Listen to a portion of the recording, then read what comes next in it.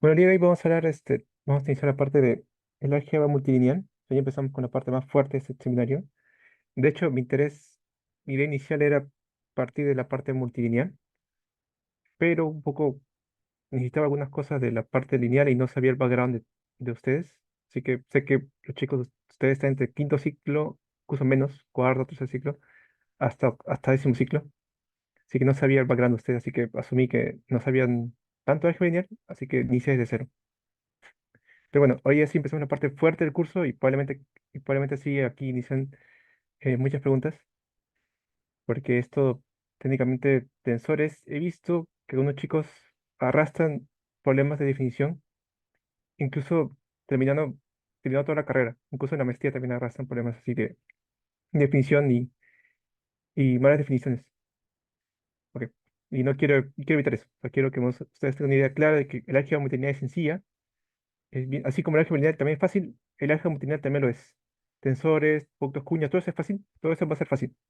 Pero me parece que hay que explicarlo desde un punto de vista más físico-matemático, un poco no, ni tan matemático, que es full definiciones abstractas, ni tan físico, que es puros índices, puros multiíndices, ¿no? Combina solo un promedio entre ambos, para que todo se entienda bien. Así que si tienen dudas, consultas, me pueden tranquilamente abrir el micrófono o preguntar por el chat, no hay problema.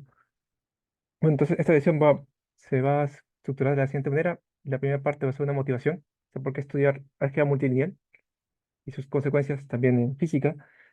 Los tensores, definir bien qué es un tensor y operaciones con tensores, que va a ser los clásicos operaciones, que son el producto tensorial y el producto cuña, pero definidas así de manera bien formal, así prácticamente como debe, un poco como decía, como debe ser, pero explicado de una manera más física, los ejemplitos más físicos, ¿no? Para que se entienda estas ideas abstractas. Y luego finalmente relacionarlos con la notación física, que van a ver que esta notación, yo le defino tensores, no va a ser igual a como se definen tensores en los cursos clásicos de física, sino de otra manera, pero vamos a probar que son equivalentes. Eso es, Eso es la estructura de este curso. Bueno, motivación. El álgebra multilineal tiene muchas expresiones en física y abarca prácticamente todo física, pasando de la mecánica clásica, donde se ve el tensor de inercia. Un ejercicio muy bonito, un ejercicio que casi nunca se deja, es probar que el tensor de inercia en verdad es un tensor. Otro problema también es el electromagnetismo, otra área, perdón, es el electromagnetismo, donde se ve el tensor de Maxwell. Pero también otro ejercicio es probar que es un tensor. Generalmente no se deja a los alumnos. Otro problema es la mecánica cuántica, donde se ve el producto tensorial de estados, donde ahí también se aplica el álgebra multilineal. Y finalmente la relatividad general, que a mí me encanta esta área, que es la parte de la geometría diferencial. Cómo aplicar tensores sobre espacios curvos. Y es muy bonito porque o sea, su geometría diferencial estudia variedades, las estructuras así, espacios curvos, y en cada puntito de estos espacios tienes un espacio vectorial. Entonces tú vas a hacer álgebra lineal sobre, ¿no? sobre este espacio. Y como estos puntitos se pueden mover de manera suave o diferencialmente, tú puedes mover tu tensor de manera suave también. Tiene muchas explicaciones. En relatividad general también las tiene, en todas las áreas las tiene. Es muy útil saber álgebra multilineal. A un nivel básico, me parece que tranquilamente, incluso a nivel de posgrado, basta con saber las ideas físicas, pero si tú quieres estudiar teorías de vanguardia, o sea, tipo teoría de cuerdas, o relatividad general un poco más fuerte, o sea, donde involucres cuántica, que son los agujeros negros con radiaciones, ¿no? Radiaciones Hawking, sí necesitas un poco más de formalismo matemático, y no te va a bastar con las clases básicas, con las ideas básicas de tensores, vas a necesitar saber un poco más qué es un tensor, que es un tensor en sí y su concepto más abstracto, que son las formas diferenciales. Más necesitar saber todo eso, ¿no? Y bueno, esa es la idea, esa es la motivación. Así que espero que estén atentos, porque sí, voy a asumir, voy a pasar, voy a iniciar de cero. O sea, prácticamente solo tienes que saber que es un espacio vectorial y nada más. Y con eso basta y sobra para entender esa teoría multilineal. Bueno, empezamos una vez. Tensores, o sea, vamos al capítulo de tensores. Ok, tensores. Sea V un espacio vectorial, ¿no? Hasta aquí todo bien, un espacio vectorial. Sobre los reales. O sea, sé que la parte de álgebra lineal lo hice sobre los complejos, pero en este caso lo voy a hacer sobre los reales. En verdad, ¿cómo se llama? No hay diferencia, pero me parece que lo que yo quiero hacer es un poco de, después un poco de formas diferenciales, integración de formas diferenciales. Y yo sé que la mayoría de ustedes saben integrar muy bien sobre Rn o sobre R, pero sé que fácil no se acuerda mucho de integración sobre los complejos, entonces no quiero un poco, ¿cómo se llama?, complicarlos un poco más. Así que, potencialmente se puede hacer sobre los complejos, pero cambiando integración real sobre integración compleja. Pero integración compleja tiene que tener algunas cosas más detallistas y no quiero complicarme, ¿no? Para los que saben un poquito más, integración sobre variedades complejas, superficie de Riemann, esas cosas así, pero no quiero irme por ese lado, sino quiero irme sobre variedades sencillas, ¿no? Sobre cosas sencillas, ¿no? Tipo esferitas, esferas, esferas, paraboloides, elipsoides, figuras clásicas, o sea, figuras conocidas, ¿no? Pero no quiero aplicar cosas raras, todavía no, ¿no? Todavía no. Bueno, entonces sea B un espacio vectorial, son los reales, y la dimensión de este espacio vectorial sea M. Tiene que estar dimensión finita, ¿ok? Entonces, sea un K, un número natural entre 1 y M. Defino el conjunto pi k v, o sea, un espacio que depende de tanto este número K que tú elegiste antes, como el espacio vectorial, y lo defines de esta manera. Este espacio está formado por todas las funciones que van, las funciones K-lineales que van de cada vez de este espacio vectorial hacia los reales. ¿Qué quiere decir K-lineal? Quiere decir que tú tienes algo así.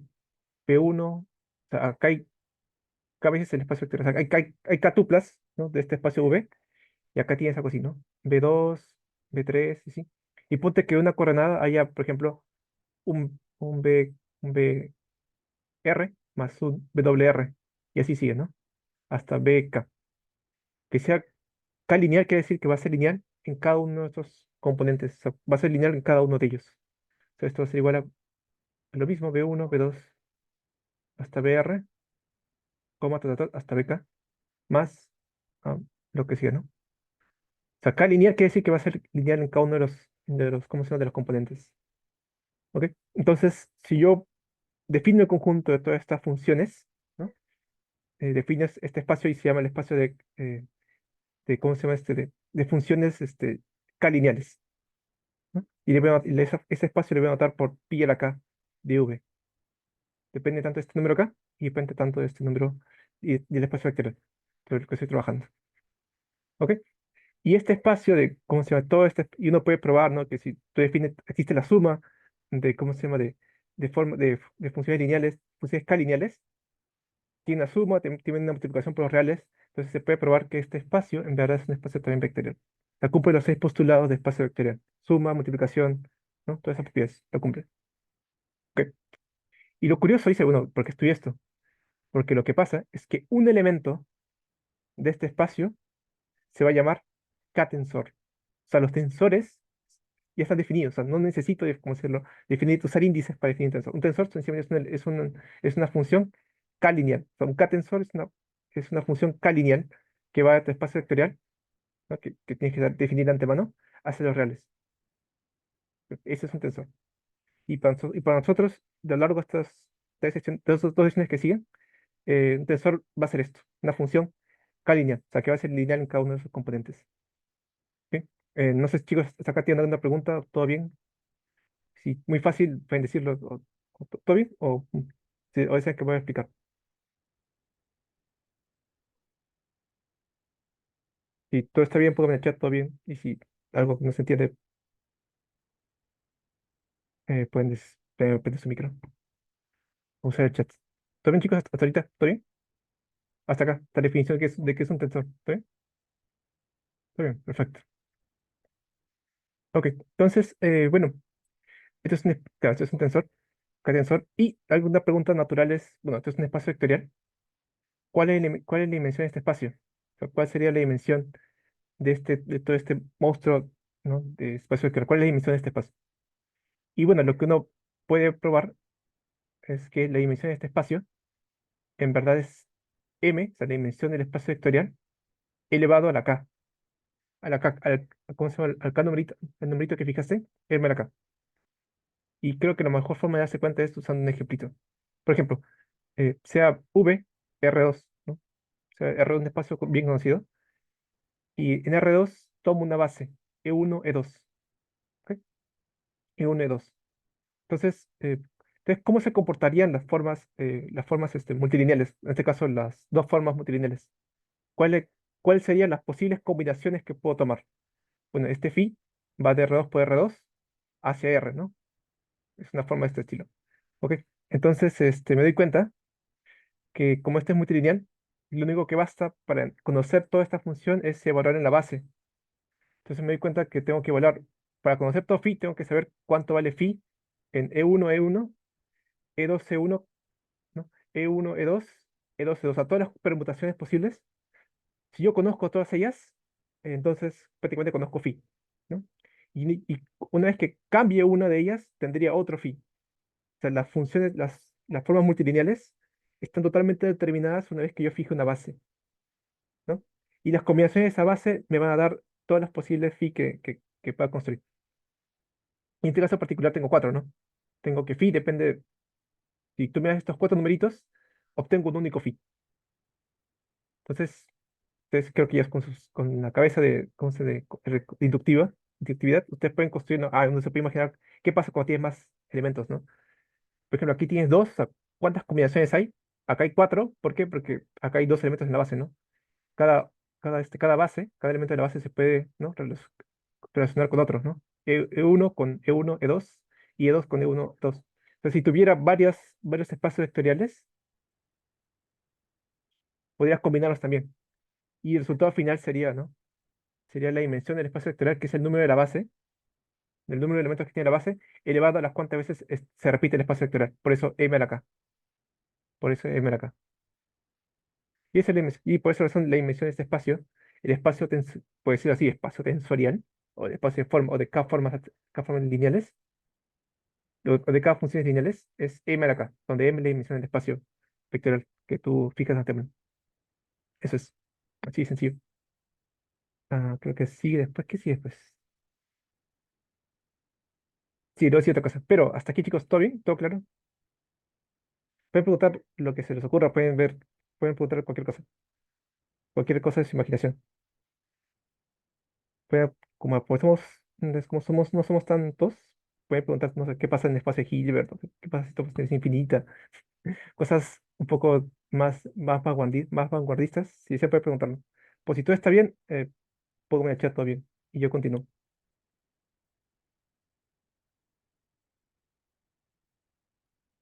¿Está bien, chicos? Si todo está bien, puedo echar todo bien, y yo sigo.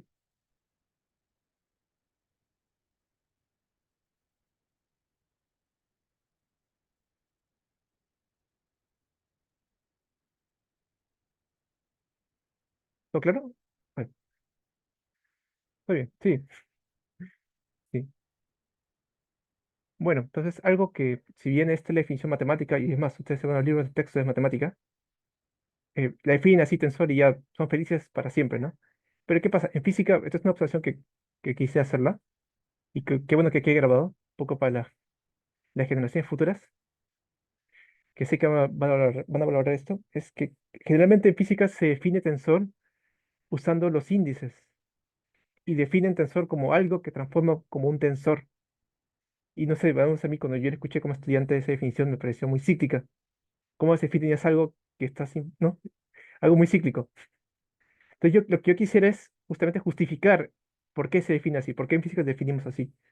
Y no es que esté mal, sino es otra forma de definirlo. Es como, vamos a ver que es equivalente a definir eh, operadores, hace dos sesiones. Un operador tú lo puedes ver como una matriz una vez que tú fijas la base. Tú cambias la base, el operador cambia.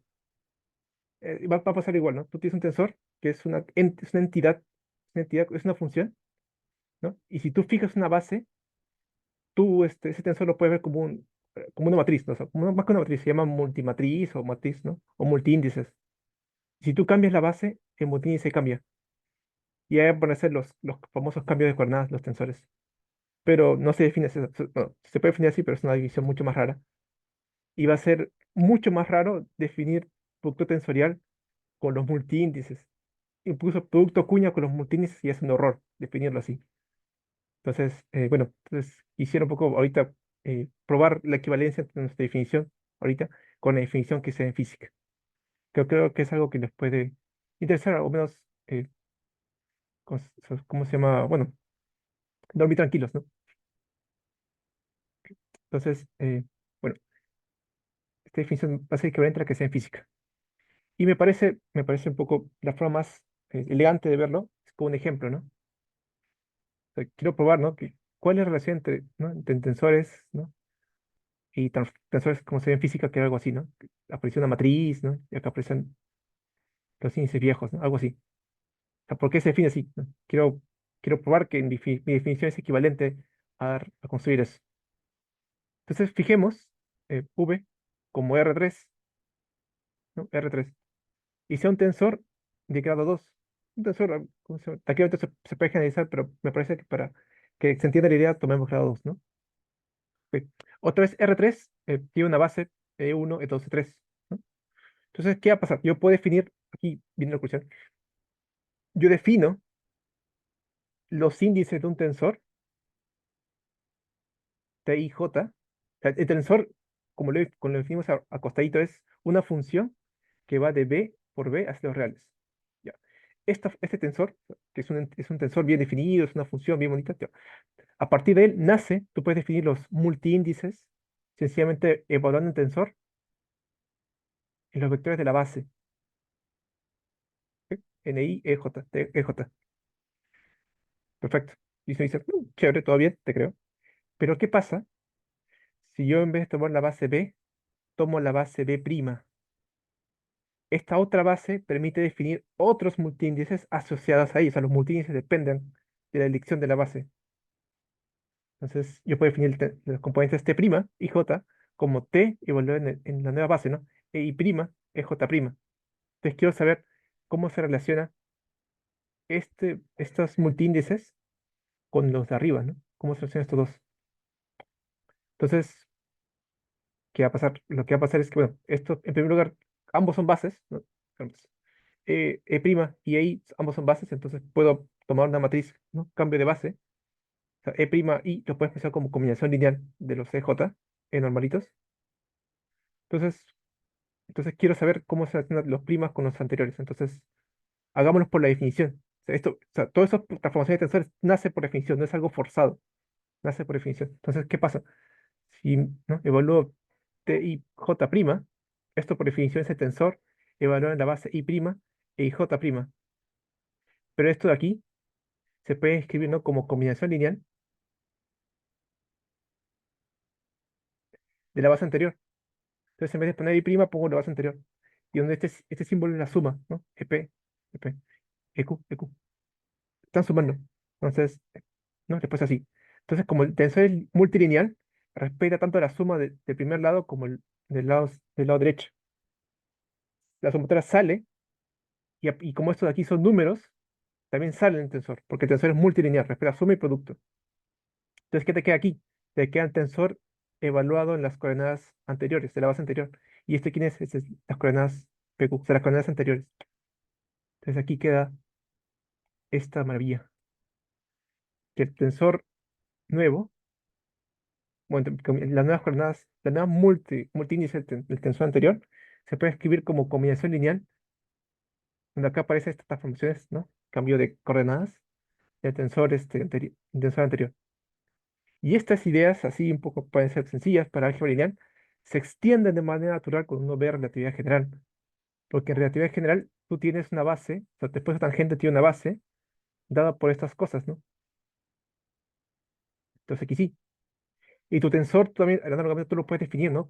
¿No? Como una función que va de tu espacio hacia el espacio de formas, ¿no? Formas multilineales, ¿no? Entonces tú puedes definir igualmente el multiíndice, sencillamente evaluando tu tensor en esa base. Entonces, cuando tú cambias de base a otras coordenadas más sencillas, ¿no? Naturalmente el multiíndice va a cambiar. Si quieres llamarle prima, PJ, va a cambiar y va a ser el anterior, va a ser el tensor evaluado en estas nuevas coordenadas, Y, YJ. Y como esto de aquí se relaciona con esto, vía una transformación de cambio de coordenadas, que es esta de acá, ¿no? ¿no? YK, CL. Aquí te va a aparecer, ¿no? Los cambios de coordenadas, que justamente son estos acá, si se dan cuenta. Por eso, por eso en física a veces se parte de los multiíndices, para no hablar de tensores, para no hablar del espacio tensorial, para no hablar de, ¿no? de estas funciones. Se habla un poco más, para ser un poco más directo, usan los multiíndices, pero es una representación de tensor, ¿no? Y por eso son equivalentes, si se dan cuenta. Son equivalentes la una a la otra. Son equivalentes, pero eso no quita el hecho de que a veces conviene estudiar tensores para hacer para hacer propiedades generales eh, de esta manera, usando de esta manera. Que me parece mucho más elegante definirlo, mucho más tranquilo trabajar con ellas, que usar multiíndices para definir a cada rato, ¿no? Porque si no tendrías que fijar siempre una base, ¿no? Tienes que siempre fijar la base. Y yo no quisiera eso. O sea, yo quisiera definir cosas sin necesidad de fijar una base, porque una base, al menos en mi cabeza de físico, hace referencia a un sistema de coordenadas. Yo quisiera definir cosas que no dependan de un sistema de coordenadas. Por esa razón me parece, no, es mi opinión ya cada uno tiene así, conviene definirlo así. Conviene definirlo de este lado izquierdo y conviene hacer ejercicios con el lado derecho. ¿Ok? Eso es un poco para probar la equivalencia entre la parte de definición matemática y la parte física. O sea, cómo son equivalentes ambas cosas. Ah, chicos, ¿se entendió? ¿Todo bien? ¿O desean que voy a repetir? ¿O tiene alguna pregunta?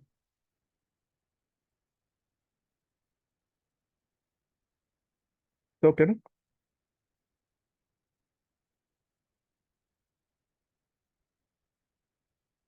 Si todo está claro, póngame todo check, todo bien, y ya yo continúo.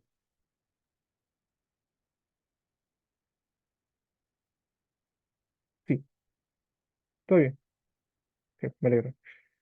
Bueno, ok, sí. Entonces ahora viene un concepto un poco más raro y un poco más difícil, que es el de formas alternadas. Ok. Se define el conjunto gamma K de V como el espacio formado por, el conjunto formado por las formas K lineales, donde estas funciones, estas funciones acá, que van de V hasta por V, K, que a veces, hasta los reales, donde se pide que este phi sea alternado. Entonces aquí viene viene una pregunta natural, ¿qué significa alternado? Y aquí hay dos caminos, bueno, definiendo todas las formas alternadas hay dos caminos. El camino, el camino difícil, que es definir ideales, concentrar ideales, o sea, toda teoría de álgebra, definir ideal minimal, el menor ideal que contiene como sea un conjunto, y no quiero ir por ese camino, quiero ir por el camino más, un poco más geométrico, por así decirlo, donde uno pueda entender bien las cositas. Entonces, ok. Y probablemente fácil, ahí viene, hay una nebulosa cuando uno estudia estas cosas, y probablemente cuando uno estudia álgebra de Clifford, ¿no? Uno que no esté empapado en álgebra le cuesta un poco. Entonces conviene explicarle esta cosa bien. Si tienen preguntas, pueden hacérmela. Entonces, ok. Entonces defino, o sea, quiero decir, o sea, quiero justificar qué significa alternado. O sea, alternado quiere decir muchas cosas. En esa interfase. Y quiero justificar, quiero mostrar qué significa. Ok. Entonces defino el conjunto SK. SK está formado por las permutaciones, es el conjunto formado por permutaciones de elementos de K, de índices de K. ¿Qué quiere decir? Está formado o sea, en palabras así concretas, en palabras así formales, está formado por funciones que van de uno hacia acá, hacia uno acá, ¿no? Donde phi se pide que sea una biyección. No dice qué diablos es esto. O sea, por ejemplo, un ejemplo más práctico de, como de permutación. ¿Cómo sería? Sería algo así. Imagínate que K fuese 3. Imagínate que K fuese 3. eh, un sigma, un sigma que va de 3, un sigma, ¿no? A veces a este conjunto de uno hasta acá, índices, voy a llamarle IK para no estar escribiendo a cada rato ese conjunto.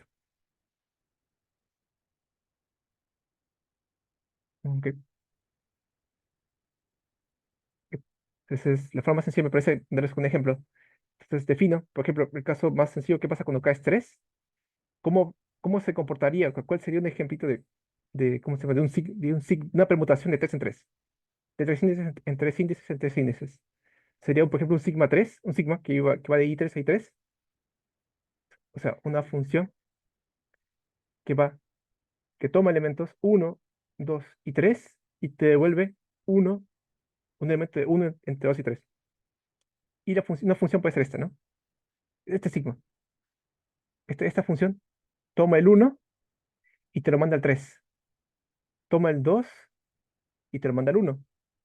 Y toma el 3 y te lo manda al 2. Si se dan cuenta, es una función que va de I3 de 1, 2, 3 a 1, 2, 3. Entonces, sigma es una permutación. Permutación. Y este sigma pertenece a S3. No como esta permutación pertenece a S3. S3 está formado por todas estas permutaciones, por todas las posibles. Está formado ese conjunto. Ok, ok.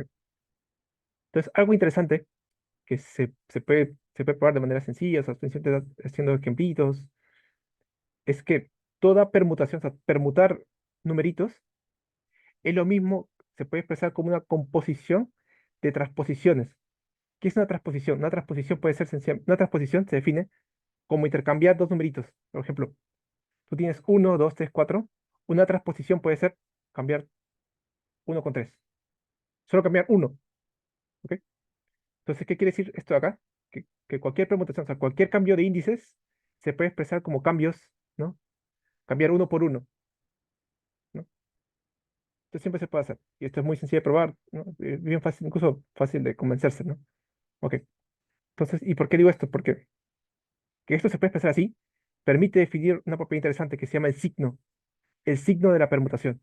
Y el signo de la permutación se define como el menor número, o sea, como la menor cantidad de transposiciones que necesitas hacer para construir la permutación.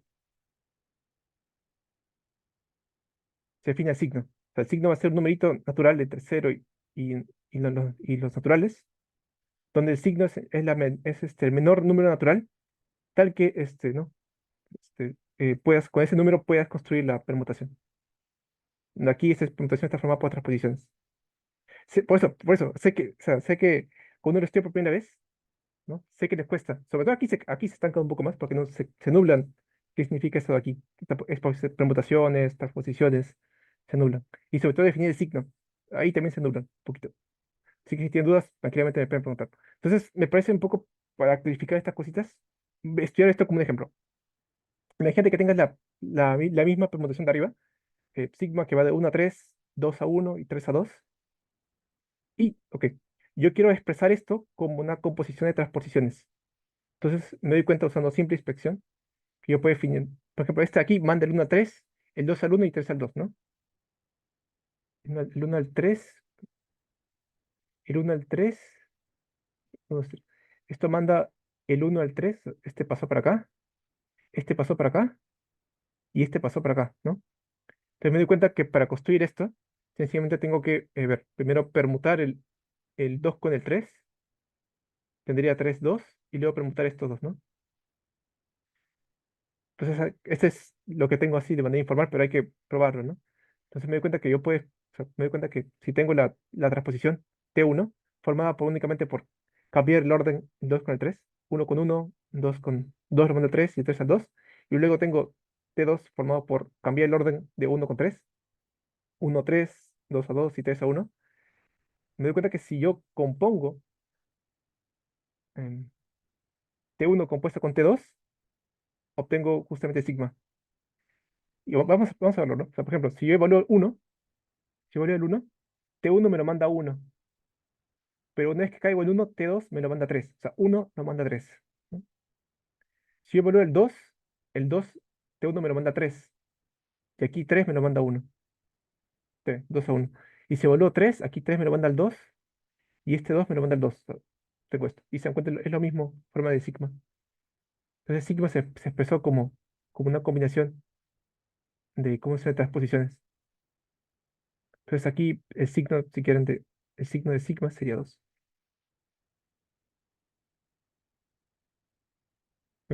Así. Esto se puede hacer para cualquier proporción posible. Que tu cura siempre la puedes poner como composición de transposiciones. O sea, que la posición es cambiar una de las dos etiquetas. Solo intercambiar pares. Entonces, cualquier permutación se puede expresar como como composición de transposiciones. Y con eso permite definir el signo de la permutación. Chicos, ¿todo bien? ¿Hasta acá? Sé que esto lo puede ser un poco pesado, pero ¿todo bien? Si desean, vuelvo a repetir. ¿Se fijan qué signo, permutaciones, esas cositas?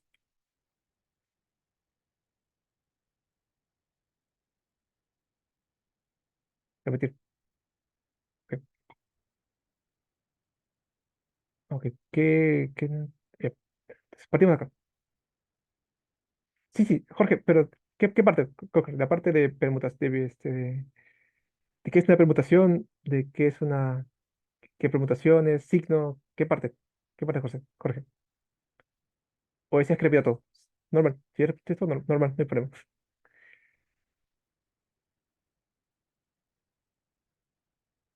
La composición. Ok. Supongo que esta parte sí es clara, ¿no? En ese caso, como biacciones, ¿no? Esto, ¿no? Son permutaciones, son cambiar índices, son funciones que van de índice a índice, ¿no? Cambian las etiquetas. Ok, ok. Entonces lo que va a pasar, para más. Lo que pasa, esto es un tramo muy bonito y la forma háganlo ustedes, es es muy elemental y me parece es un buen ejercicio. Háganlo que cualquier permutación, o sea, cualquier permutación, o sea, cambiar etiquetas, se puede expresar siempre como cambiar 2 a 2, ¿ok? Como cambiar 2 a 2. O sea, tú puedes, por ejemplo, pues, imagínate que ahora tengas 4 y tienes algo así, uno 2 3 4. Esto lo mandes al 3, esto lo mandes al uno, esto lo mandes al 2 y esto lo mandes a 4. Esta es una permutación. Estás cambiando índices como te ocurra. ¿Ok? Esta es una permutación arbitraria. Una transposición sencillamente sería cambiar dos numeritos, o sea, intercambiar el orden de dos numeritos. Una transposición podría ser algo así. El uno lo cambia el 2 lo cambia el uno y lo demás se mantiene igual. T2 puede ser, otra transposición puede ser fijar uno y 4 y cambiar de orden 3 y 2. Las transposiciones siempre es cambiar, ¿cómo se llama? Cambiar dos numeritos, 2 a 2, cambiar de pares. Una permutación es cambiar de orden todas las posibles, o sea, como se te ocurra. Es más arbitrario. Transposición sencillamente es cambiar de orden de pares, por pares, cambian de pares. Entonces, lo que uno puede probar, o sea, haciendo cuentitas, es que cualquier chocolateo de índices se puede expresar siempre como una combinación de pares. O sea, tú puedes llegar a este monstruo o sea, cambiando pares, ¿no? Por ejemplo, aquí uno lo manda al 3. Ok. Entonces, para pasar el uno al 3 primero cambio el uno con el 2, luego el 3 con el 2, luego el 1 con el 3 y así, ¿no? Así puedo construir cualquier chocolatada de índices que se me ocurra. Pocas palabras, sigma, o sea, cualquier permutación se puede expresar siempre como una combinación, como una composición de transposiciones. Hasta aquí, Jorge, ¿todo bien? Sí, Jorge, ¿todo bien?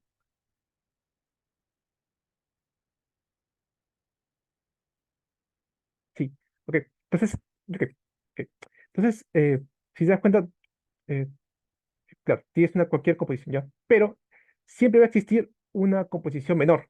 Siempre va a existir una cantidad mínima de composiciones, ¿no? Ok. Entonces se define el signo de la permutación justamente como esa menor cantidad de transposiciones con la que tú puedes construir tu permutación. La menor cantidad de pasos con la que tú puedes llegar a construir tu permutación. Ese es el signo, ¿ok? Ese es el signo. Entonces, un poco para aclarar estas ideas, lo que yo hice fue ese ejemplito, ¿no? Por ejemplo, el signo anterior, el primer ejemplo, que era este, ¿no? Que uno lo mandaba a 3, 2 lo mandaba a 1 y 3 a 2, ¿no? Entonces yo me di cuenta que, por ejemplo, aquí el uno lo manda al 3, el 2 lo manda al uno y el 3 lo manda al 2. ¿Cómo construir esto? Ok, primero permuto 2 con 3, primero transpongo 3 con 2, cambio el orden el 3 con el 2, y luego cambio el orden el uno con el 2, ¿no? Aquí me comí un 3, y luego cambio el orden el uno con el 3, ¿no? Entonces, eso me di cuenta. Entonces, si yo compongo T1 con T2, esto es una transposición, si te das cuenta, sencillamente cambio el 3 con el 2, ¿no? Cambio de orden. Y aquí cambia el orden, el uno con el 3. 3 lo manda aquí y el uno lo manda acá. Entonces, yo quiero, ¿no? Yo quiero que esto sea sigma, ¿no? Y en efecto lo va a hacer, ¿no? ¿Por qué? Porque ¿qué pasa si yo evalúo uno? T1, T1, uno lo manda al uno, ¿ok? Y luego una vez que lo mandas al uno pasa a T2, ¿no? Porque es una composición, ¿no? Entonces hago así, ¿no? T1. Y este es T2, se evalúa en T1. Uno. El uno lo manda al uno. Y este T2 lo manda el uno, lo manda al 3. O sea, uno lo manda al 3. O sea, todo el bloque, toda la composición lo manda, va del uno al 3. ¿Ok? Entonces, ¿qué pasa cuando evalúo 2? En T1, 2 lo manda al 3. Y una vez que llega a T2, el 3 lo manda al uno. Entonces el 2 lo manda al uno. Y finalmente el 3, ¿no? El 3, 3 lo manda al 2 y aquí el 2 lo manda al 2. O sea, recupero justamente sigma, ¿no? Entonces sigma, como digo, ¿no? Se puede expresar como composición de transposiciones. Y el signo de esta permutación sería 2, ¿no? Porque hay 2, sigma 2.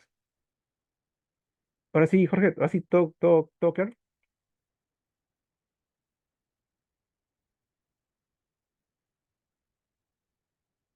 Sí, perfecto. Ok, entonces esto es el signo, esta es una permutación y es el signo de una permutación. Ok, entonces, ¿cómo esto me permite definir formas alternadas? Es así, una pregunta. No te preocupes. Pregunte cualquier cosa. O sea, como hay poquitos, pueden preguntar lo que se te ocurra. Si saben relatividad general o cómo se ve geometría diferencial, pueden preguntar cómo se ve en este caso. O si saben un poco más de análisis funcional, pueden preguntar. Y es libre, como se llama. No hay tantos alumnos. La ventaja es que pueden preguntar lo que se les ocurra. Cualquier duda que tengan de álgebra lineal, mecánica cuántica, ¿no? Pueden preguntar, no hay problema. Ok, entonces, con esto, con la idea de signo, recién ahí, esto es lo curioso, recién ahí se puede definir el concepto de forma lineal alternada, de función lineal alternada. Entonces, ¿cómo se llama? Un tensor, un K-tensor, es alternado cuando se cumple lo siguiente. Cuando se cumple que para todo índice, si yo evalúo phi ¿cómo se llama? En B, sigma 1 hasta B, sigma K, esto es igual a menos 1 elevado al signo de la permutación por phi evaluado en B1 BK. Para todo B1 BK, acá hay K veces el espacio externo, porque es un K-tensor. Y uno ve esto en su libro de texto de matemática y dice, ¿qué diablos? ¿Qué significa esta hueá? Pues voy a tratar de explicarlo, ¿no? Entonces, ¿qué pasa? ¿Qué pasa acá? Tú tienes, en primer lugar, como este es un K-tensor, vas a tener K vectores. B1, B2, K vectores, ¿no? K vectores. Estos vectores tienen un índice, ¿no? Índices 1, 2, K índices. ¿Qué pasa si yo los chocolateo? ¿Y cómo chocolateo? O sea, ¿cómo permuto estos índices con una función sigma? O sea, sigmas justamente son funciones que chocolatean las cosas. Entonces, ¿qué pasa si yo evalúo phi en mis nuevos, en los vectores con los índices chocolateados?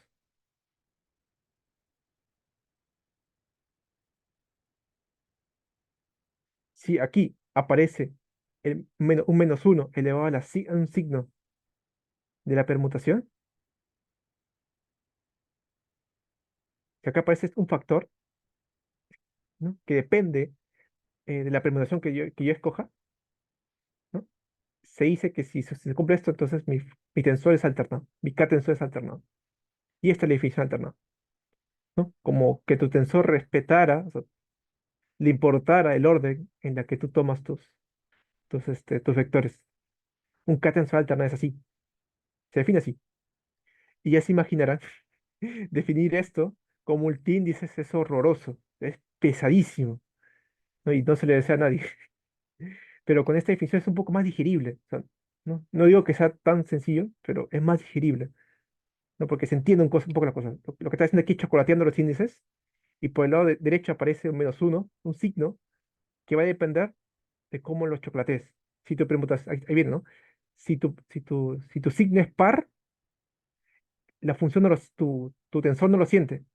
Pero si tu permutación es impar, va a aparecer un menos, ¿no? Y eso, por eso se llama alternar. Alternar. Hasta aquí, chicos, esta es la definición de alternar. ¿Todo bien? ¿Una pregunta? ¿Todo claro? ¿Todo claro?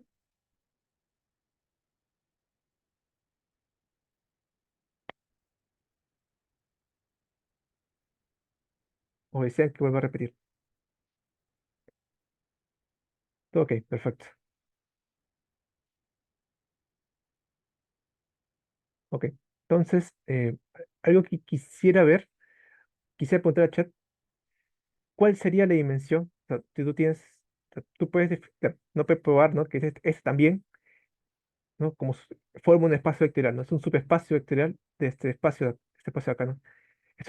Aquí está, acá hay menos tensores que acá. Pregunta, ¿cuánto es la dimensión de este espacio? Si la dimensión aquí era m a la k, donde m es la dimensión de, ¿no? ¿Cuánto es la dimensión de este espacio? De formas alternadas, de funciones de tensores alternados, de k tensores alternados. ¿Cuál es la dimensión de ese espacio? ¿Alguna idea? Digamos qué número, David, no pueden equivocarse. Aquí no hay exámenes. ¿Cuánto creen que va a ser la dimensión de ese espacio? Si la dimensión de este espacio es m a la k, ¿cuánto va a ser acá?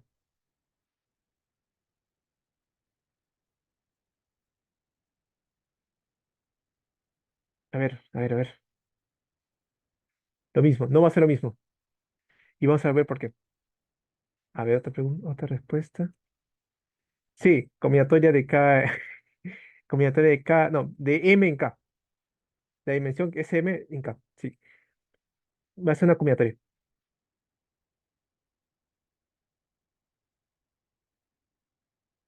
¿Y por qué combinatoria? Fácil.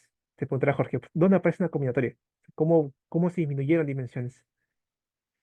Y me parece la forma más sencilla de darse cuenta es ver qué pasa en los casos más sencillos, ¿no? Por ejemplo, ¿qué pasa si B es R3, ¿no? 1, 2, 3, y phi sea, por ejemplo, claro, ¿no? Sí, pero antes, sí, va a ser la implementera, pero quiero llegar a una observación, ¿no? ¿Qué pasa si yo, por ejemplo, tengo, por ejemplo, phi, tengo b igual a R3 y tomo tres vectores en R3 y phi es una forma alternada, una R forma alternada. Ok, eh, tengo así, B1, B2, B3, B1, B2, B3. ¿Ok? ¿Qué pasa si yo, o qué va a pasar si yo le cambio, ¿no? De orden. Si yo cambio el 2 con el 3 es una permutación impar, ¿verdad? Entonces aparece un signo menos. Menos phi1, B2, B3. Perdón, al revés, ¿no? Si yo cambio phi B1, B3, B2, aquí estoy permutando el 2 con el 3, o sea, hay una permutación impar, aparece un menos, phi1, B1, B2, B3. Y análogamente, ¿no? Si acá cambio ¿no? Si acá cambio el 3 con el 1, esta es una permutación par. Hagan las cuentas, ¿no? Acá hay primero permuté este con este y luego permuté este con este. Hay dos permutaciones. Entonces es par, ¿no? Entonces aparece un 1 nada más.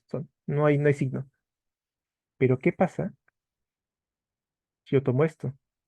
¿Qué pasa si por algún motivo aparece una repetición de vectores? ¿Qué va a pasar? Esto va a ser cero. ¿Y por qué va a ser cero? Porque si yo cambio esto con esto, ¿no? De lugar esto cambiar de orden es una permutación impar. Te cambio el 2 con el uno, aparece un menos. Si yo cambio B con B, da lo mismo, ¿no? B con B. Entonces, esto lo paso a sumar y obtendrías esto, ¿no? Cancelo el 2 y obtengo que siempre en un tensor alternado, siempre que se repite un vector en uno de los índices, puede repetirse tanto al inicio como a la mitad o al final, siempre que se repita el mismo vector, eso siempre va a ser, siempre va a ser, ¿ok? Va a ser una observación, una observación. Entonces, con esta observación, ya puedo justificar por qué la dimensión de este espacio va a ser combinatoria de M en K. ¿Ok? Otra vez, supongamos que mi espacio vectorial sea R3.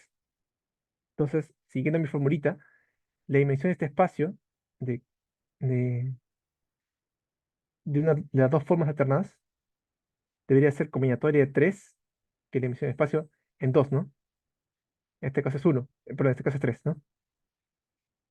Ya, ok, y vamos a justificar por qué 3. Bueno, una forma alternada va de R3 a R3 hasta los reales, ¿no?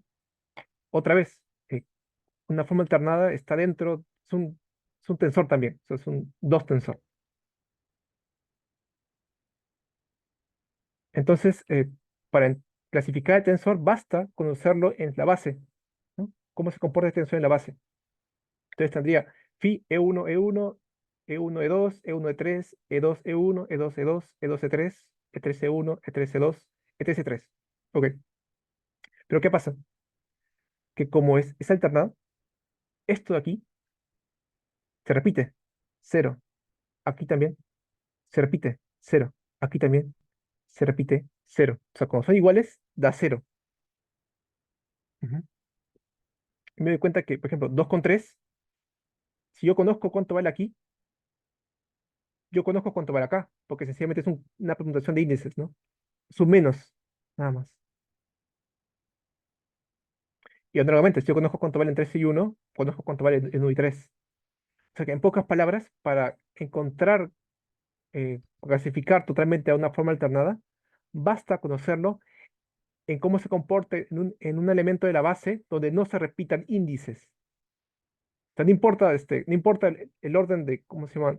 Del conjunto, solo importa el conjunto, es decir, o sea, da lo mismo conocerlo en 1, 2 o 3, en 1, 2, que conocerlo en 2 o 1. O sea, no interesa el orden, ¿no? Si ustedes recuerdan sus clases ¿cómo se llama? De colegio, siempre le decían de la combinatoria, solo le interesa el conjunto, no interesa la permutación. Y por esa razón, la dimensión de este espacio es combinatoria. La combinatoria, eh, la combinatoria de la dimensión del espacio en K, ¿no? Donde K es la dimensión del tensor alternado. Porque para conocerlo solo me interesa cómo se comportan cómo se llama en la base, ¿no? La base donde no se repitan elementos. Solo interesa el conjunto. Chicos, ¿entendió? ¿Todo claro? O desea que voy a repetir campos. ¿Todo claro?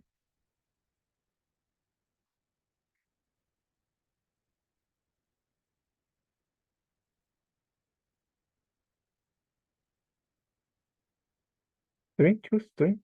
¿Todo claro? ¿O desea que voy a repetir?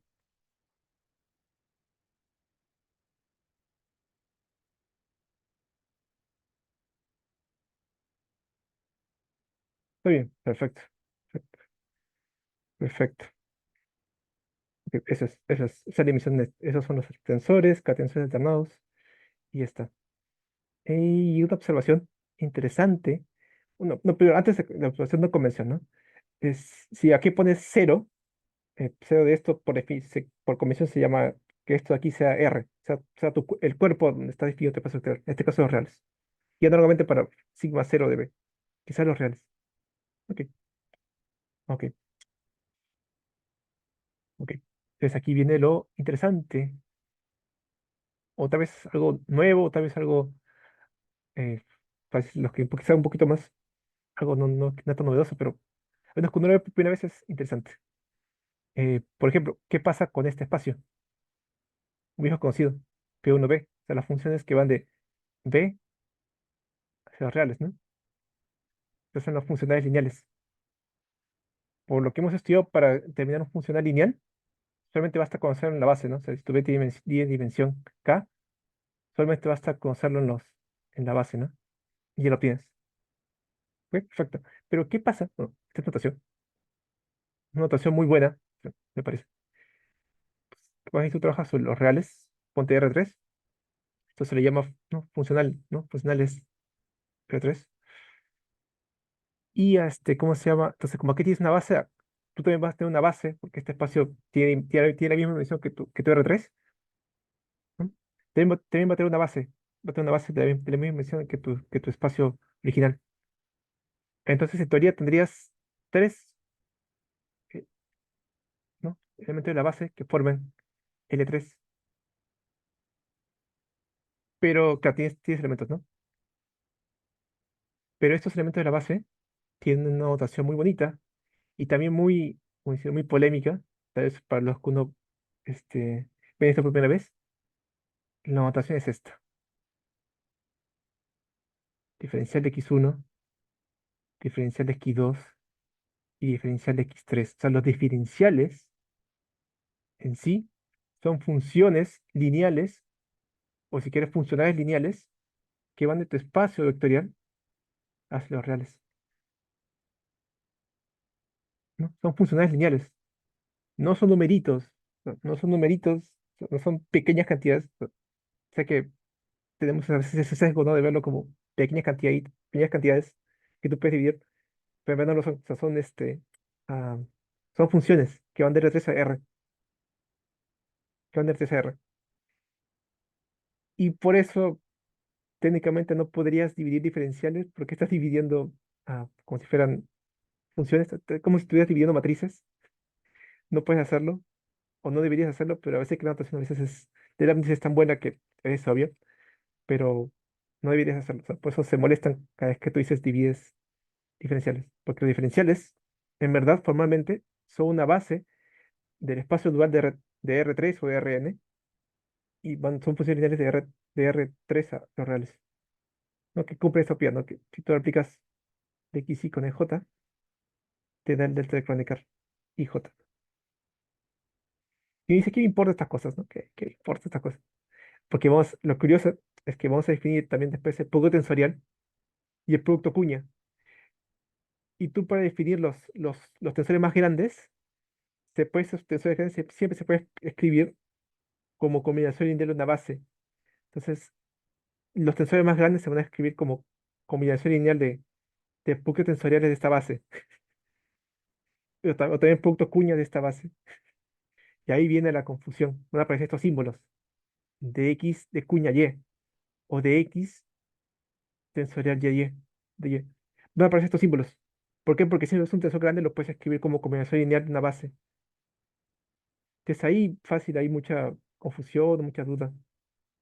Debe haber, ¿no? Bueno, eso o de repente muy todo claro. Pero generalmente los chicos tienen confusión en esa parte, como nacen esas cositas. Algunos confunden los diferenciales como si en verdad hubieran cantidades pequeñitas que están acompañando a tu función, cuando en verdad no lo son, son funciones que están acompañando a una función. O sea, cuando yo escribo esto, sea f una función en abierto, en R3 a los reales, por ejemplo, cuando tú escribes esto,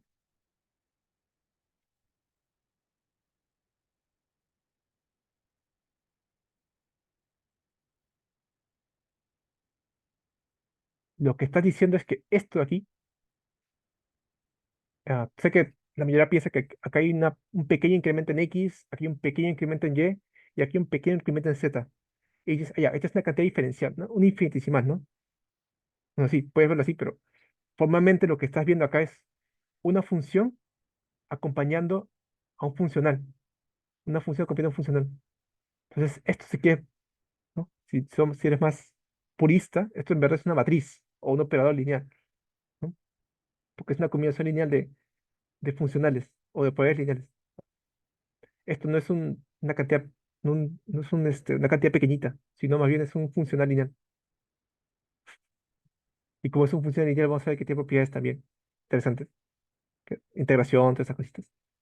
Pero en verdad son dos cosas diferentes. No, o sea, técnicamente no podrías, ¿cómo decirlo?, dividir, ¿cómo se llama? Dividir diferenciales, ¿no? Porque son cosas totalmente raras, totalmente desconexas, ¿no? Bueno, es un comentario, ¿no? Para justificar por qué deberías dividir diferenciales.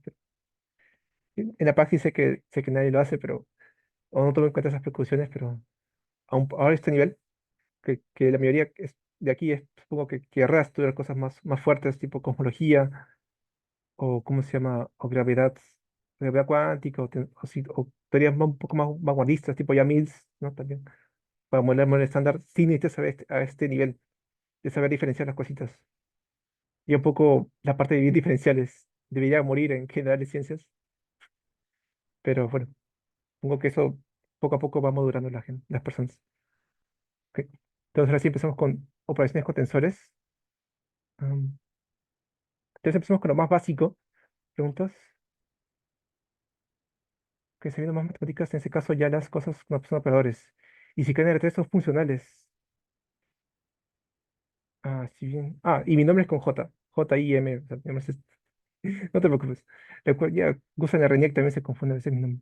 Recuerdo que subiendo más matemáticas, en ese caso ya las cosas son operadores. Sí, exactamente, son operadores lineales. Ajá, exactamente. Y es necesario saberlo también. ¿Por qué? Porque si tú te interesa la relatividad general, por ejemplo, va a tener funciones que van de una variedad a otra variedad. O si quieres, a los reales. Y ahí sí, este simbolito de acá es un operador lineal. No tiene nada que ver con incremento. Si lo ves como incremento, lo más probable es que te vaya mal en el examen. Es un operador lineal. Y es un operador lineal que va, y aquí de la magia, en cada punto, hacia los reales, hacia los reales, FP los reales, o a veces, si quieres verlo como,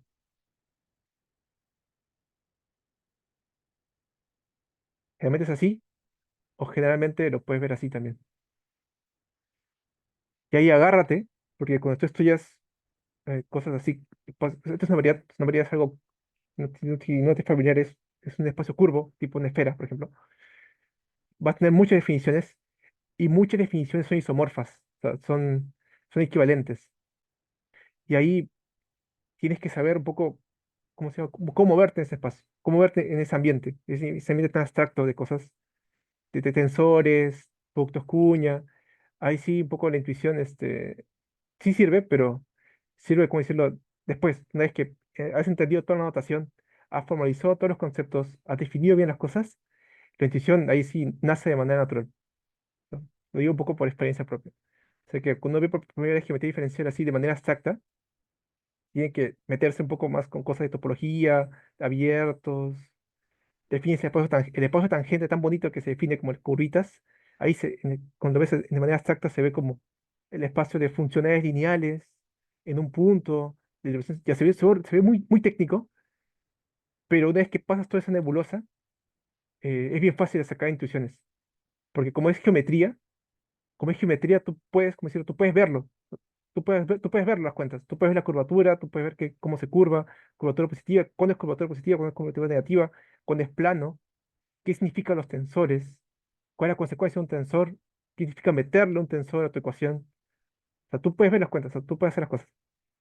Tienes intuición extra. Como dice Yamil, creo que el tensor F operaba sobre la conexión. Exacto. Claro, operaba sobre la conexión. Tensor. No, no, no. El tensor era la curvatura. Claro, el tensor era la curvatura. Era el tensor curvatura.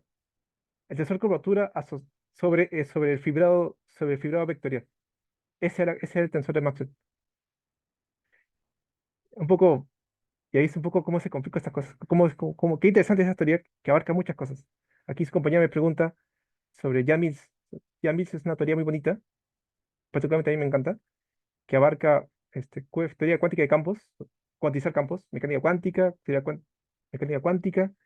geometría diferencial y un poco de geometría algebraica. Pero la idea lo fantástico es que el tensor de Maxwell, que uno estudia en electromagnetismo, se puede ver como un tensor curvatura. Y después otra pregunta, Sebastián, es el tensor curvatura de fibrado vectorial,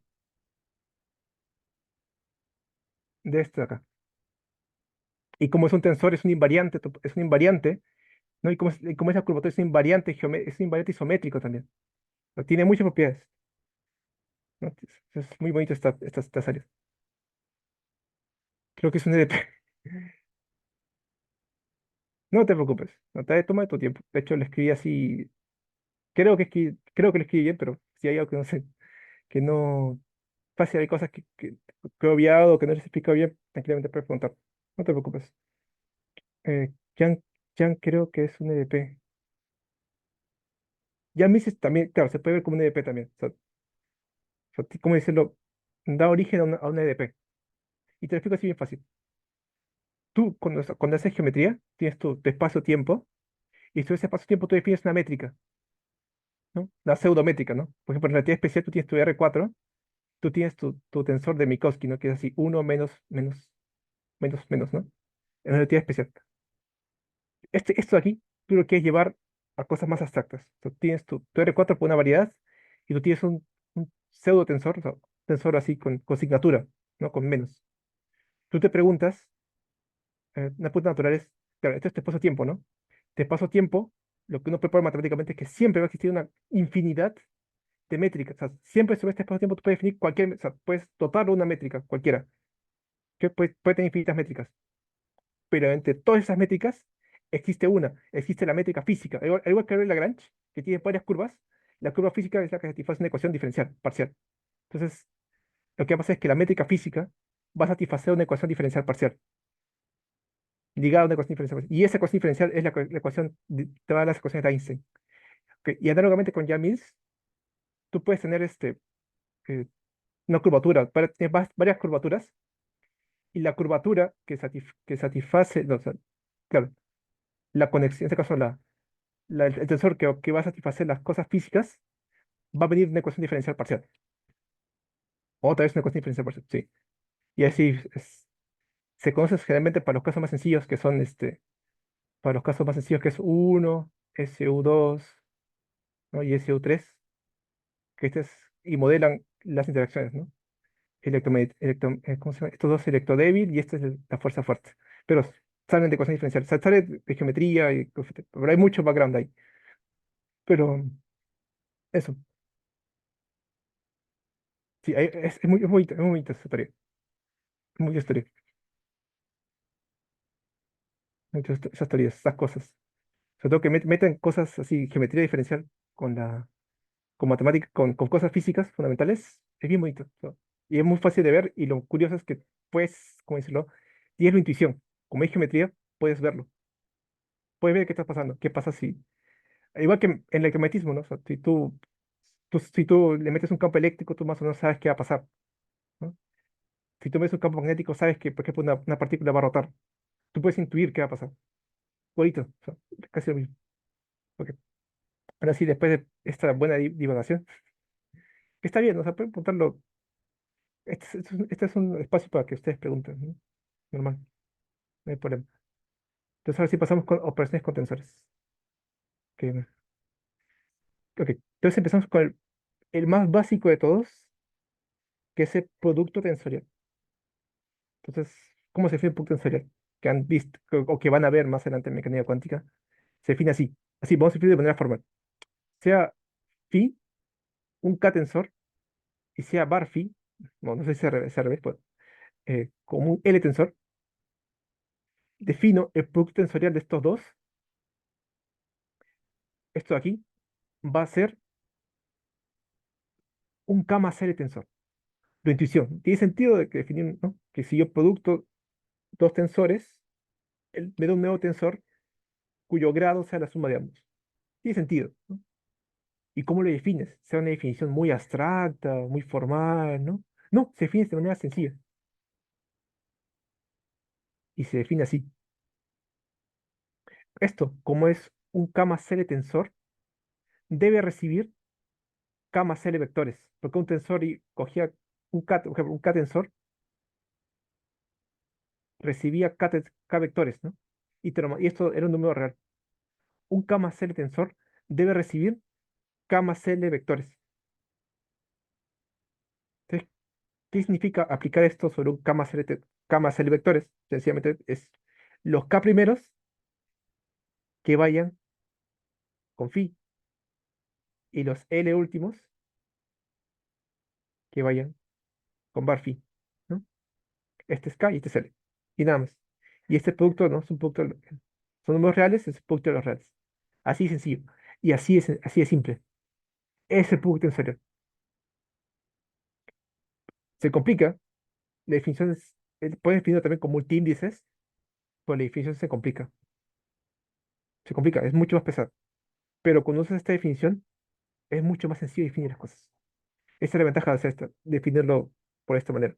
Si tú usas los multiíndices, es más fácil hacer cuentas, eso sí, eso sí es verdad. Hacer las cuentas, hacer problemas, pero definir cosas es un martirio. Es horrible. ¿No? Y sobre todo la definición que sigue, que es la alternancia de un tensor, es horrible definirlo con multiíndices. Pero aquí es más sencillo. Es, ¿no? Chicos, ¿Se entendió qué es qué es el punto tensorial? ¿Se entendió?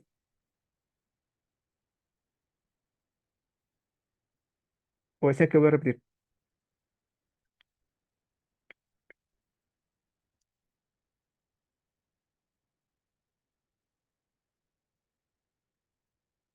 ¿Todo claro o yo vuelvo a repetir?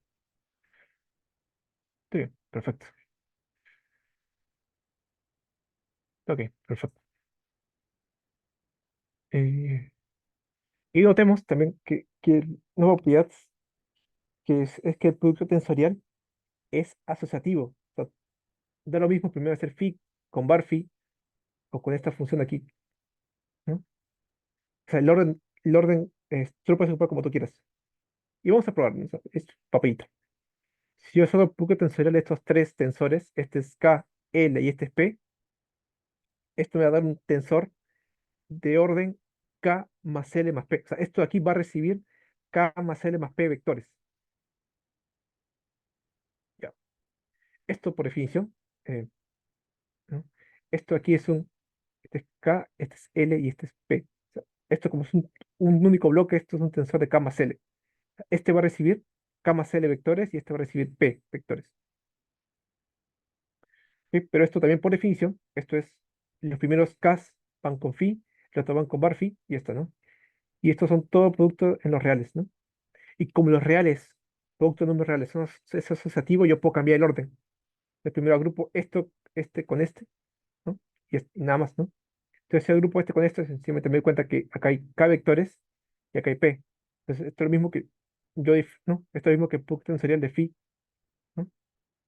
De bar phi con phi, ¿no? De BK1 hasta BKL más P. Y acá, ¿no? Que sobre, ¿no?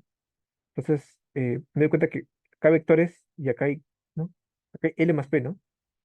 Entonces, es lo mismo que yo agrupara esto de acá, ¿no? Sí, lo que quiero decir es que esto es igual a esto. A phi tensorial con, con bar phi compuesto con psi, ¿no? B1 hasta cómo hacer. O sea, da igual cómo lo asocie, va a dar lo mismo. El producto tensorial es asociativo. Es asociativo. ¿Ok? Una papilla interesante. ¿Qué? ¿Hasta aquí todo bien, chicos? Muy simple. ¿Todo bien? Ya para pasar a alternancia a un tensor. Ya ahí sí un poco se complica la cosa. ¿Cómo es antisimetrizar un tensor? Pero hasta aquí, chicos, todo bien. Hasta acá. Hasta la prueba de que es asociativo. ¿Todo bien?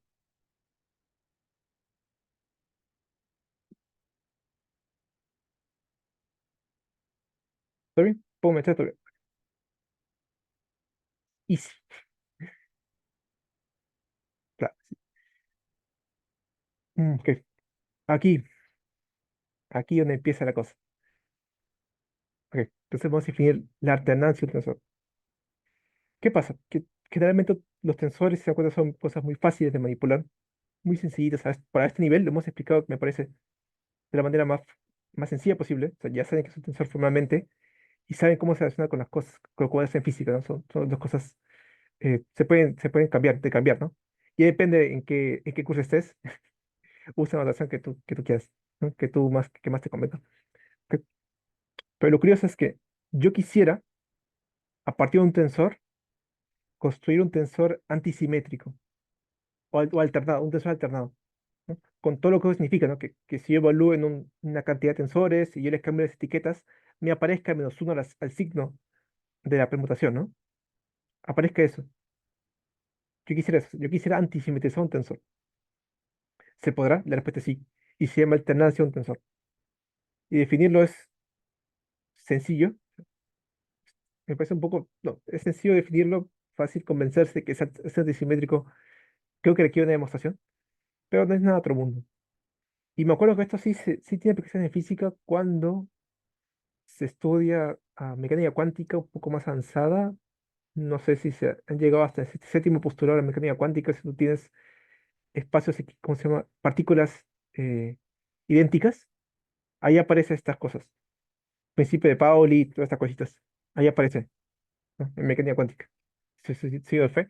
Y también creo que en mecánica estadística también aparece tensores antisimétricos, formas alternadas, ya, también aparece ahí. Entonces sí es bueno, puedo conocer estas cosas. Ok, entonces empecemos con la definición. Sea un K-tensor,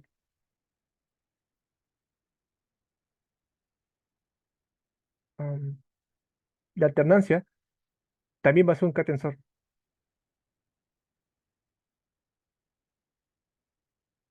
perdón, va a ser un K-tensor,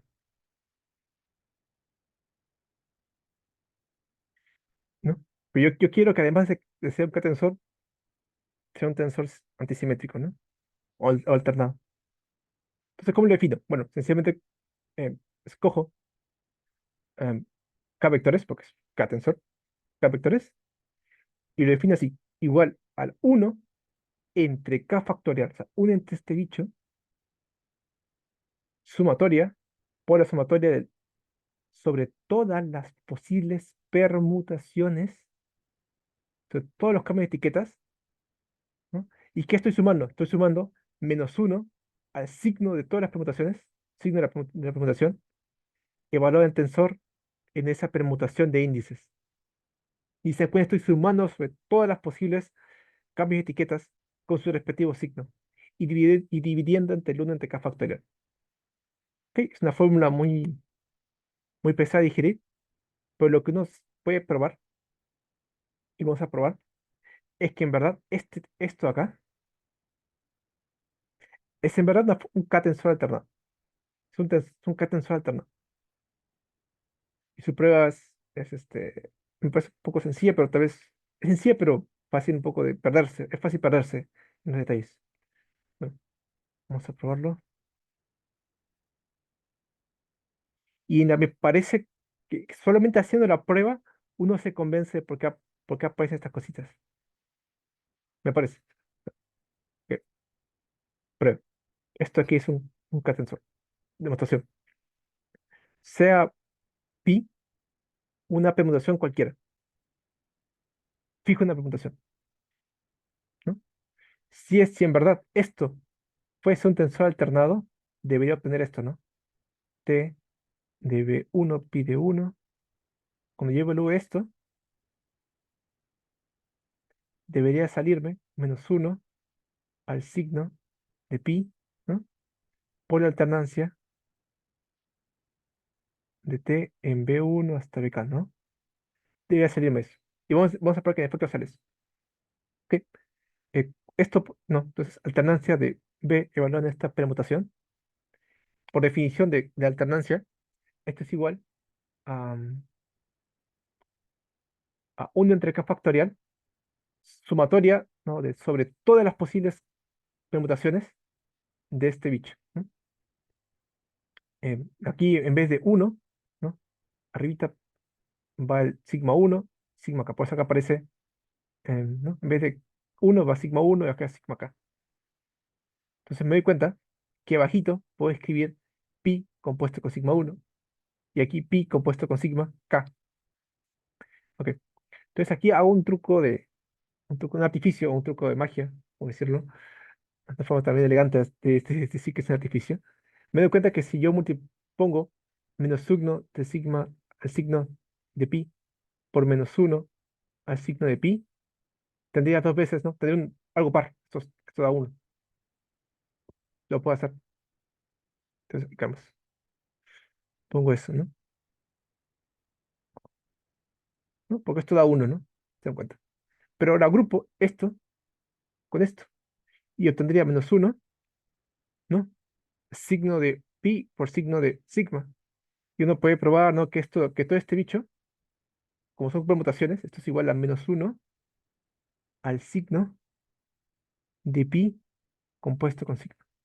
Como sencillamente es número de paridad, no, tú lo puedes ordenar y te va a salir lo mismo. Ordenar una composición es, ¿no? Componer las paridades y te va a salir lo mismo. Ahí no hay problema. Ok, te va a salir eso. Y acá justamente lo que dije antes, ¿no? Que pi compuesto con sigma 1, pi compuesto con sigma acá. Entonces, ¿qué va a pasar? Este menos uno del sigma sale, ¿no? Porque no depende, no está contando, no depende ¿no? No depende sale.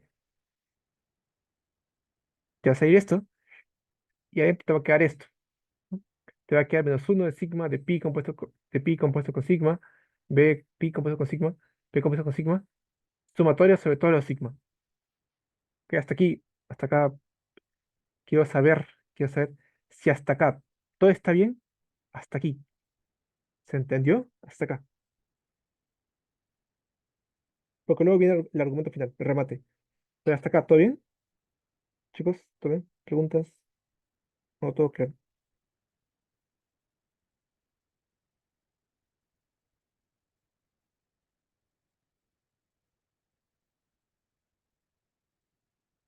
Sí, me va a ser difícil. Claro, perfecto. Ya hasta acá todo bien. Entonces, ¿qué va a pasar? Estoy sumando sobre todos los sigmas, sobre todas las permutaciones. ¿Qué pasa si en vez de sumar sobre todas las permutaciones, ¿no? O sea, como estoy sumando sobre todas las permutaciones, esto de aquí, ¿no? Va a recorrer todas las posibles permutaciones. O sea, este bicho de acá, va a recorrer o sea, lo que quiere decir es que tú puedes cambiar esto por esto. ¿Por qué? Porque como estoy sumando sigma, y este sigma puede ser cualquier cosa, ¿no? En algún momento voy a pasar por esto, ¿no? Entonces, ponte que tú quieres sumar sobre un sigma determinado. Como este sigma puede ser cualquier cosa, en algún momento voy a pasar por esto.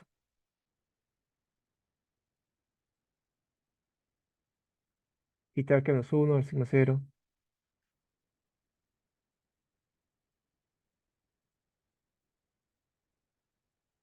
Te voy a cubrir toda la sumatoria, ¿no? Porque, o sea, entiende lo que es una sumatoria, ¿no?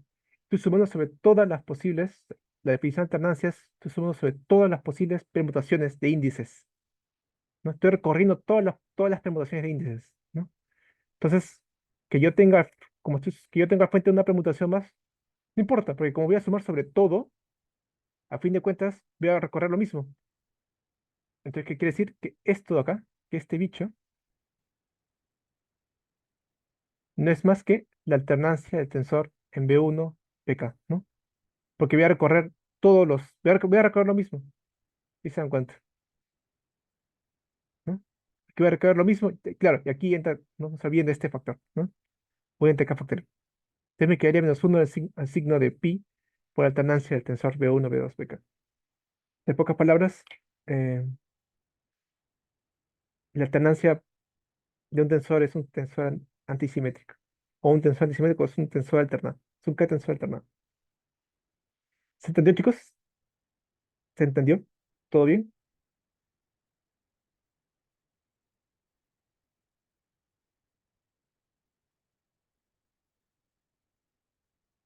¿O desean que vuelva a repetir? ¿Todo claro? ¿Todo bien?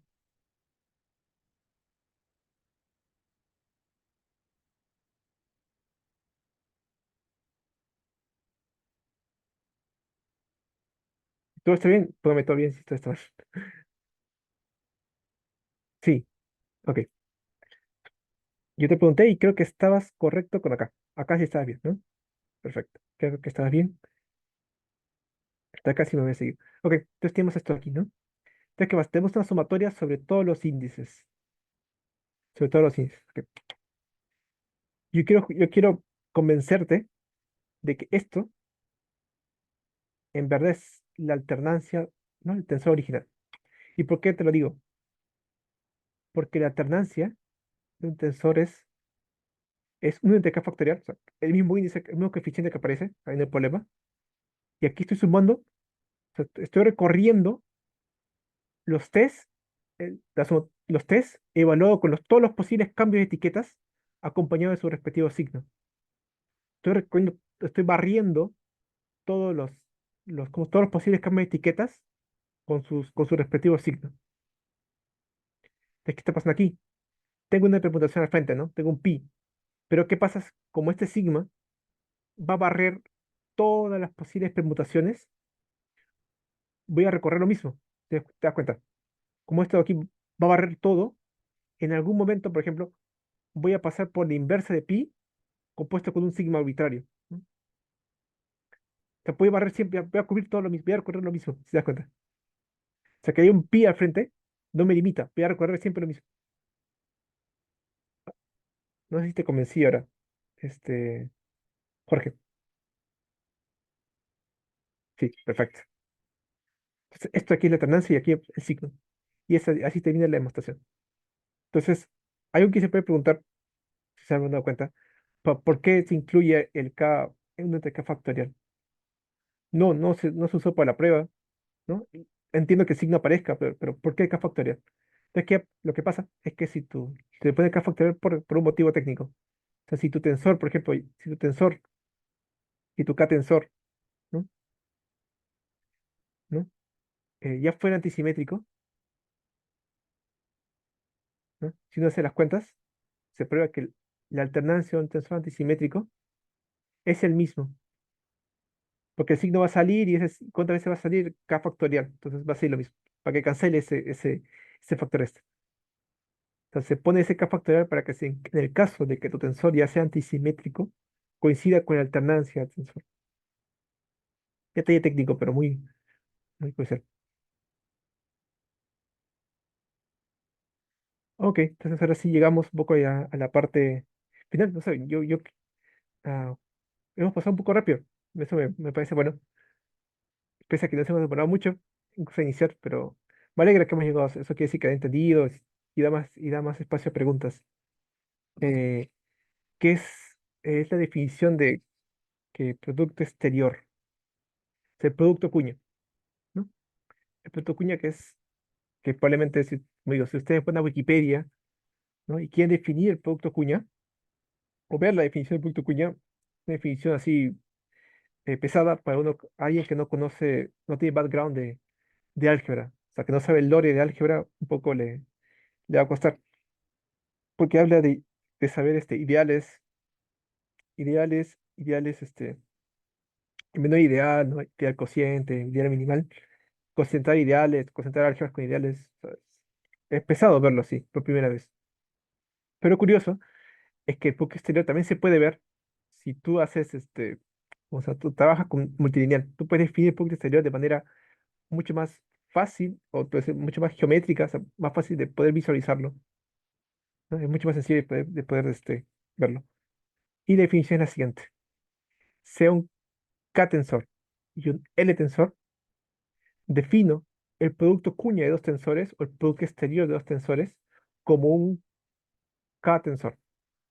Esto aquí va a ser un tensor alternado, ¿no?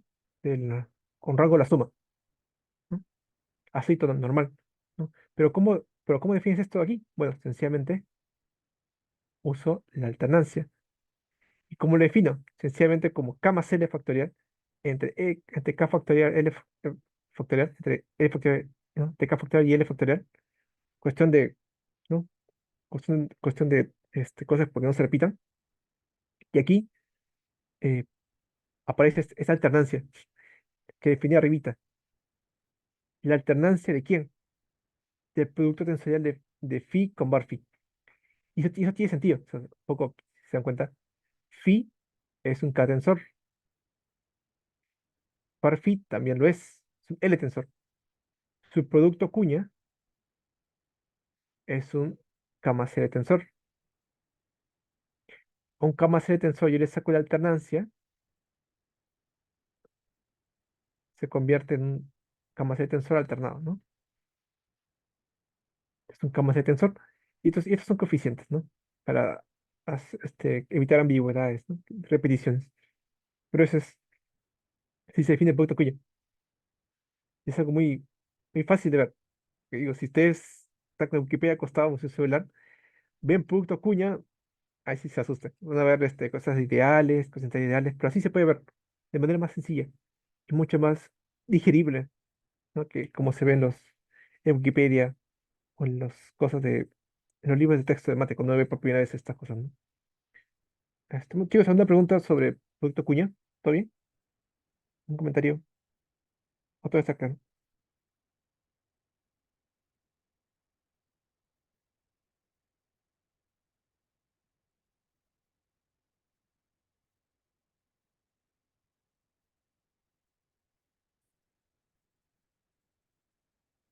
Todo bien. Ok. Sí, así se definen estas cositas, ¿no? Quisiera ver las cosas. Ok. Voy a buscar unas cosas. Bueno, ok. Ese punto cuña es así de sencillo. Entonces, como queda tiempo, curioso que me ya había iniciado tarde y aún así queda tiempo. Y eso que hicimos mucho, me parece que hicimos mucho. Ideal, ¿te refieres a un conjunto que se parece a un subespacio vectorial? Es algo mucho más difícil que eso. Créeme que sí es pesado hablar ideales y concentrar ideales, relaciones de equivalencia, eso sí es mucho más pesado. Es mucho pesado definirlo así, pero pero sé que normalmente la definición estándar en matemáticas se hace con ideales, pero un poco, yo no quisiera ir por ese lado. O sea, yo quiero mostrarles que en verdad las cosas de punto cuña, porque tensorial se puede hacer tranquilamente usando álgebra multilineal. O sea, viéndolo así, o sea, con esas notas, es mucho más, me parece, es mejor verlo así por primera vez. Ya cuando crezcan, o sea, cuando sepan poquito más de álgebra, un poquito más, si es que se quiere dedicar a esas cositas, eh, ahí sí podemos verlo como ideales, ¿no?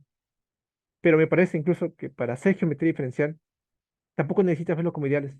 Necesitas verlo, necesitas verlo así. Basta con esto.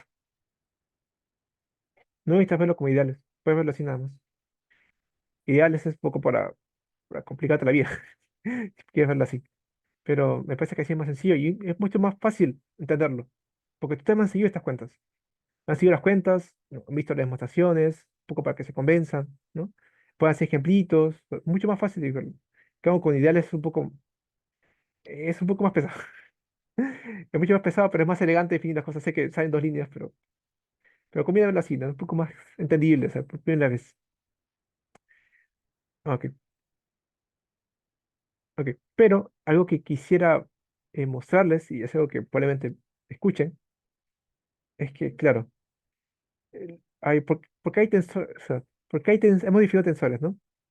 Pero hay tensores, ¿no? Que aparecen con índices arriba y índices abajo, ¿no? ¿Por qué? Y lo que pasa, y hasta aquí termina la clase, ¿no? Pero esto escapa un poco de ¿no? Eso que quisiera comentarlo, es lo siguiente, es que, ¿dónde estás?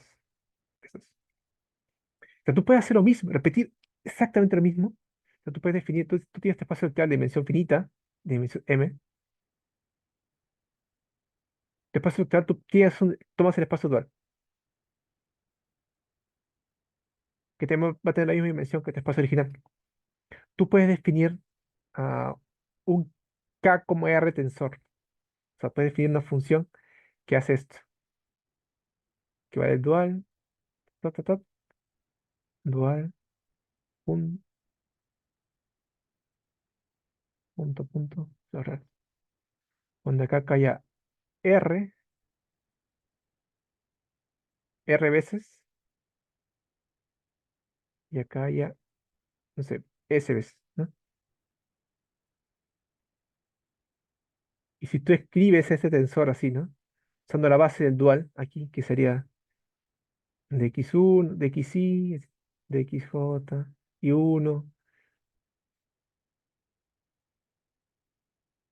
y R, y aquí tomas una base normal, ¿no? J1 hasta JS. Entonces puede ser como índices. Conviene ponerle T, un poco para que aparezca, ¿no? Más físico. T, aparece creo que estas cosas, ¿no?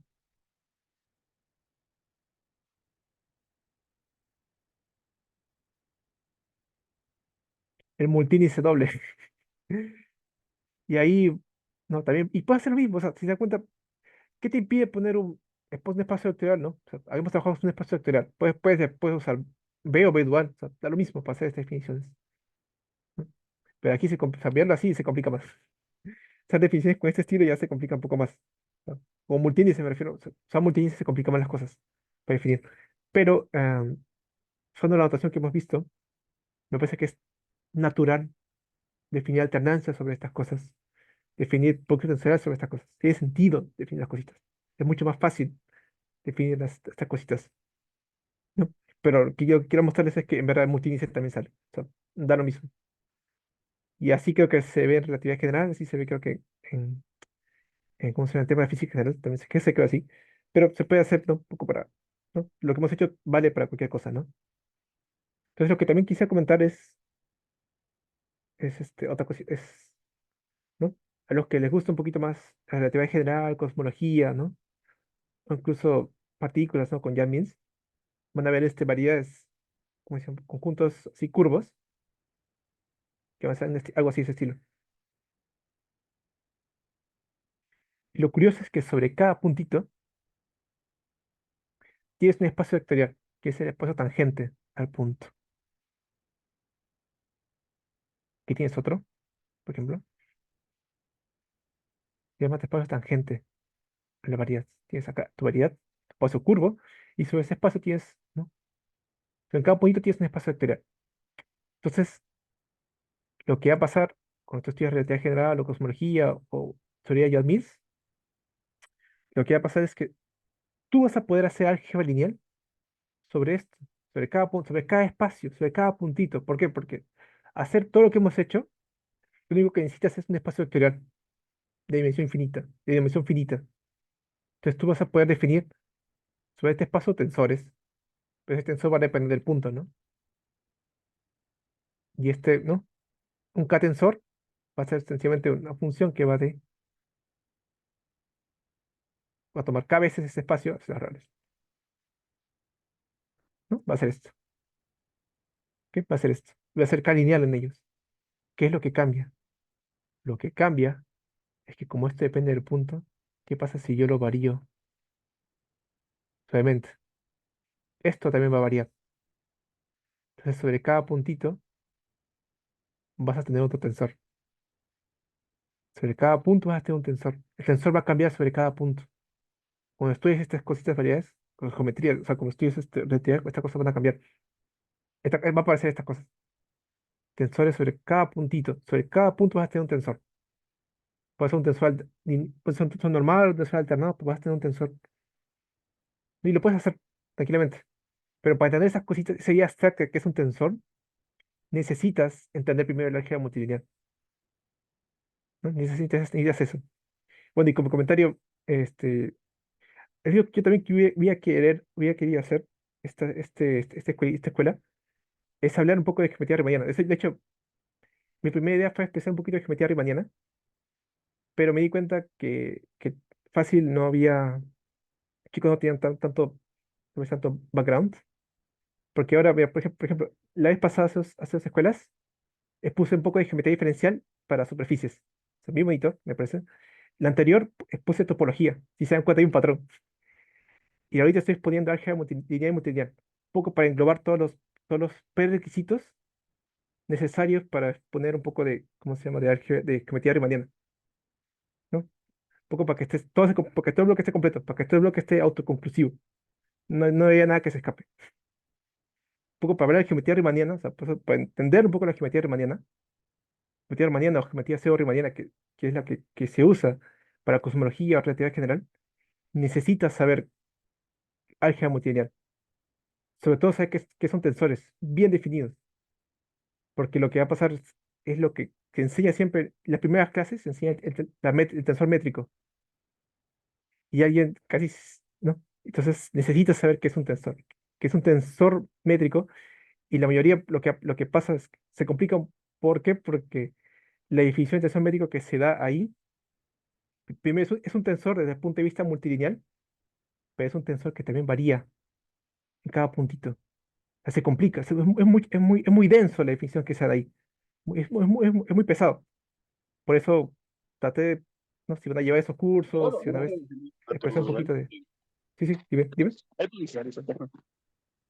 No te escucho bien, Jorge. ¿Puedes abrirlo más alto? No te escucho bien. No, disculpe, mi audio se prendió solo. Ahí, ahí. Entonces, cuando vean esos cursos, ahí sí van a ver ahí van a ver esas propiedades, ¿no? Tensores métricos, como un tensor que cambia cada puntito. Y necesita saber necesita saber lo primero, ¿no? ¿Qué está haciendo en cada espacio vectorial? Necesita saber un poco de la álgebra multilineal. Tensores, productos, cuñas, poder, ¿cómo se llama? Antisimetrizar un tensor, ¿no? Así de manera general. Yo creo que sí les va a ayudar. Creo que sí les va a ayudar. Entonces, bueno, la siguiente sesión, creo que es mañana, hablo un poco de propiedades del producto cuña. Primero voy a probar que eso es asociativo y después vamos a formas diferenciales. Formas diferenciales en R y cómo se aplican un poco tal vez hablar un poco de variedades, para los que estén interesados y les gustan estas cositas, les gusta saber un poco de relatividad general, cosmología, o están motivados a estudiar esos cursos, hablo un poco de eso y formas diferenciales y tal vez esboce un poco el teorema de Stokes, o sea, esbozar un poco de integración de formas y prueba el teorema de Stokes, ¿no? Cómo relacionar una variedad con su frontera. Así que los que estén interesados los invito mañana a estas cosas, a estudiar formas diferenciales, productos cuñas y propiedades más interesantes. Como digo, pueden preguntar si ya saben estas cosas, si ya tienen background, pueden preguntar, ¿no? Temas relacionados a un paper o un dato que no les sale. Pueden preguntar, ¿no? No hay problema. Bueno, ok. Jimmy, una preguntita. Sí, sí, sí, sí, Cuando Jorge, hablas de dime. variedad, siempre es variedad riemanniana. No, Es no, otra no, no. cosa, ¿no? Sí, te explico aquí. Todavía tengo 8 minutos, no te preocupes. Una variedad, esa es una variedad diferenciable. Primero es un espacio que tiene una noción de abiertos. O sea, tiene una noción de definir abiertos, que es un conjunto abierto, que es un conjunto cerrado.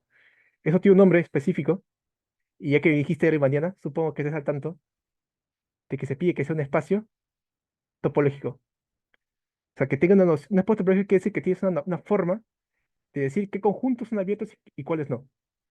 Tienes una forma de categorizar, de decir qué conjuntos son abiertos, de decir que estos conjuntos son abiertos.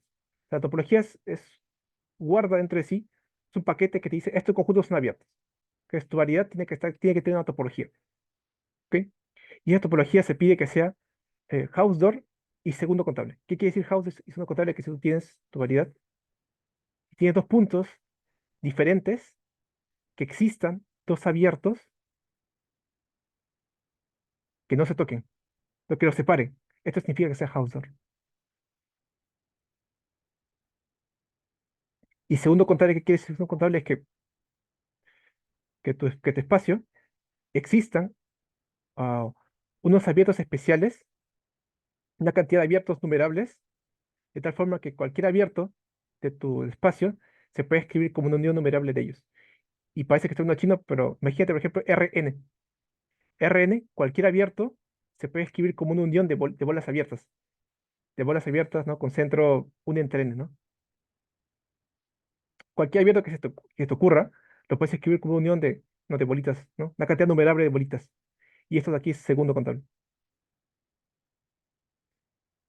Estas dos propiedades, que son puramente topológicas, si te das cuenta, son abiertos y cerrados, se pide que tenga tubería. Se pide que su topología tenga estas dos propiedades.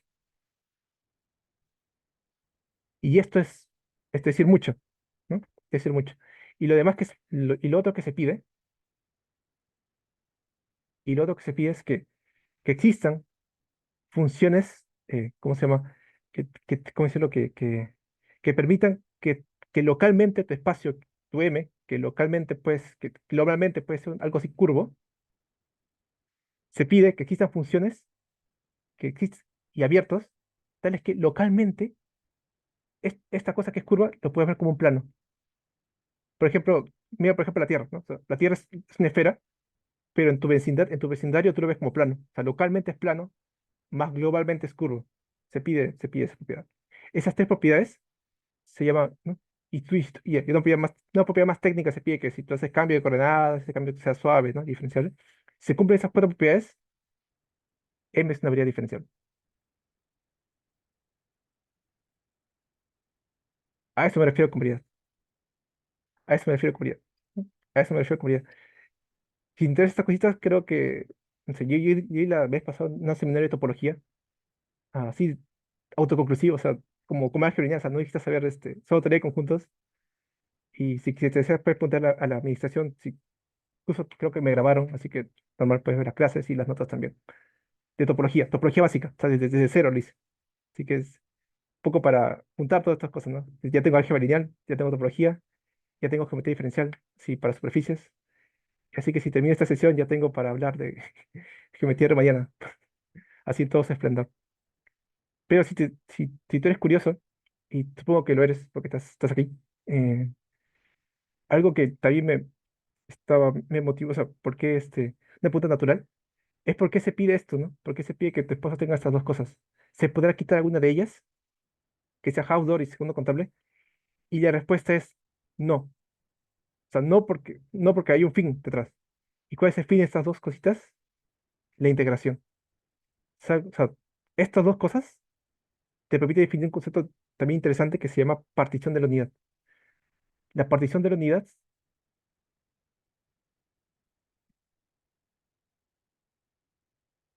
es equivalente a pedir que tu espacio sea outdoor y segundo contable. Y esto de aquí se usa para definir integración. O sea, si tú no pones esto, tu variedad no puedes integrar sobre ahí. O sea, no puedes integrar, no puedes integrar. Y es más, no puedes, claro, no puedes integrar y tampoco puedes globalizar campos. Eso y eso, no, o sea, yo quiero que mi espacio-tiempo pueda integrar, ¿no? O sea, pueda hacer cálculo diferencial sobre él. Si no, no podía modelar la física, ¿no? Eso. Geometría riemanniana es cuando además de todo esto aquí que te he dicho, le metes un tensor simétrico, ¿no? Un tensor simétrico en cada espacio, en cada punto, y esos tres se llaman, ¿no? Estas cosas, estos tres se llaman variedades riemannianas. Pero curiosamente en relatividad no se usa variedades riemannianas, se usan variedades pseudo-riemannianas. O sea, variedades, o sea, métricas que tengan signo. Por ejemplo, una variedad riemanniana puede ser, por ejemplo, algo así, ¿no? Uno, uno, uno. O sea, que tengan puros, ¿no? Puros positivos. Pero en relatividad general se usan métricas así, ¿no? Con signo. Porque justamente modelan la relatividad especial. Entonces, tratan de abstraer la relatividad especial. ¿Ok? ¿Está bien, Jorge? ¿Está bien, Jorge? Sí. Está bien, Jimmy. Gracias, Jimmy. Ok. Sí, sí. Si te interesa estas cositas, ya puse un poco de topología en el anterior seminario y lo hice de cero, así que puedes poner la administración si tiene ahí las notas o los videos de topología. O sea, que puse esto, outdoors, segundo contable, las consecuencias que después topológico sea esto, qué es después topológico, bases de topología, topología cociente también puse, que si ya está ahí. Y o sea, desde cero, o sea, normal. Asumiendo que solo sabía conjuntos, teoría de conjuntos y nada más, llegué a construir todas estas cosas. Pero bueno, creo que hay otra pregunta, si no para ir cerrando. ¿Todo bien, chicos? Otra pregunta, un comentario. A ver, tiempo.